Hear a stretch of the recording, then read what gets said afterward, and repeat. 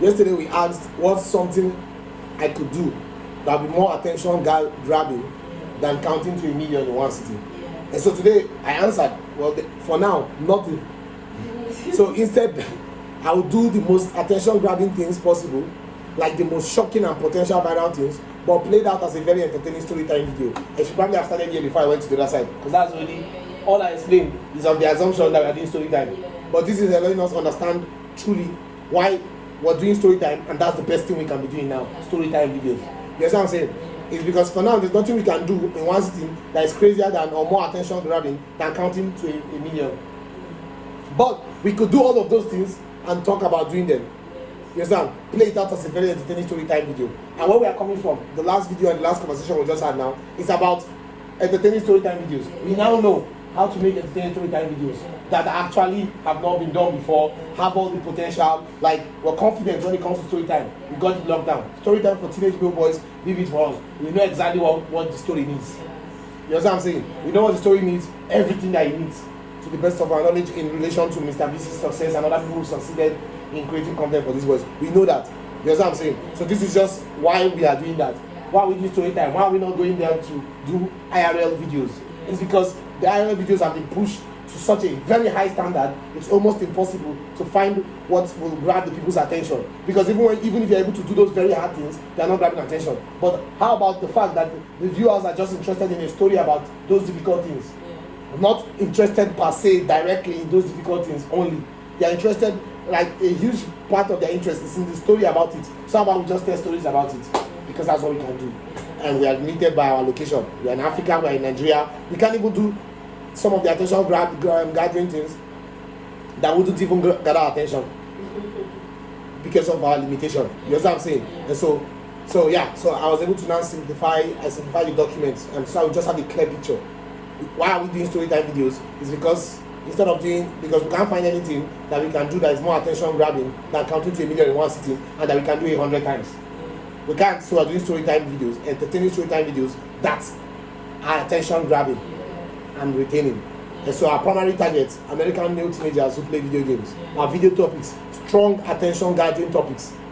In bracket, known viral concepts mixed with topic of interest, mixed with viral scale. What we talked about yesterday. This is our formula for coming up with topics that are attention grabbing. Is that we take a known viral concept, even unknown ones, but a viral concept, a topic of interest, and then we look for a viral scale. Some scales are not viral. 20 boys versus 20 girls. It's a known concept. A known viral concept, boys versus girls. But the scale, that's not viral. So you must look at the scale as well. 1,000 boys versus 1,000 girls. Now we're talking. 1,000 chipmunks versus 1,000 dogs. Not a topic of interest. A viral concept, viral scale, but not topic of interest. So viral concept, topic of interest, viral scale. It doesn't matter whether you're doing that or you're telling a story. You have an attention-grabbing topic. Then we have the creative style and flow. For us, it's like a mix of this React and Tomini story times.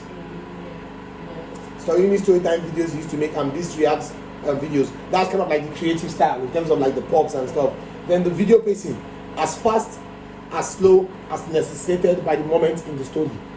If the moment in the story requires us to run it through as fast. If the moment in the story requires us to relax. There's no one rule we're following. We're not also going to allow ourselves to be bothered by, don't make fast-paced videos. Everybody's complaining about fast-paced videos. Or everybody's complaining about slow video. No.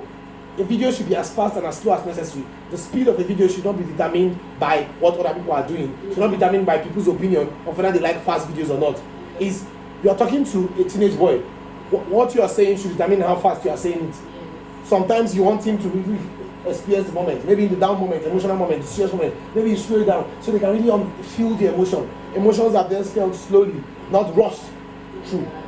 But maybe it was given unnecessary context or some quick places. We're rushing it. We're talking as fast and as slow as necessary, and we're going to try to not let the noise of what everybody who's reviewing YouTube videos say get to us. An example of this is kind of like Ryan and Tomini story times. We're kind of like drawing inspiration to use their normal as normal, but our fast will be our fast when we deem it necessary, and our slow will be our slow when deem it necessary. But to get the normal pacing, so that my speed of talking, like as I'm talking, and my mind is running, does not get in the way of these teenage boys' understanding. So we know these two people have appealed to them. So once they are normal, we take their normal, then we draw fast and slow from there.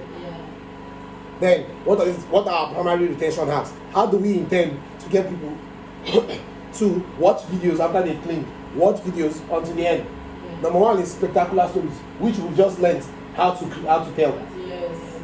We've learned how to create, rather. How to create spectacular stories. And that's part of our retention hacks. We believe that if the story has adventure, friendship, blah, blah, then they'll very likely watch to the end. You understand? Cool VFX. While narrating, whether that is changing background easily, just like this reacts. You know what I'm saying? Cutouts, pop-ups, these things help with retention. But we're going to use it smartly. We're not going to bombard them and kill them, like our guy. So,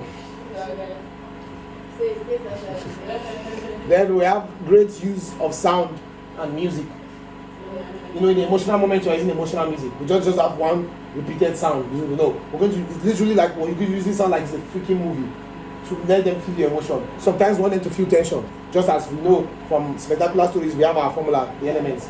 Tension, humor, we're using the sound as necessary. So I believe that with spectacular stories, cool VFX, cutouts, pop-ups, and great use of sound and music, we will tell stories that will be so entertaining and that the audience will enjoy, knowing fully well around topics that are strong attention grabbing, that are viral. So viral topics with these retention hacks guarantee that we have a formula of good content. A video that I can play for Jimmy and say, I was stuck in Africa, nothing to do, no money, no nothing. Here's what I chose to do. And I believe he looks at things and thinks, damn, that makes a lot of sense. You know what I'm saying? Because the only thing missing here is your life action. And you couldn't. So you just took out the life action and you still did it. The retention, the pacing, the storytelling is still what I would have done.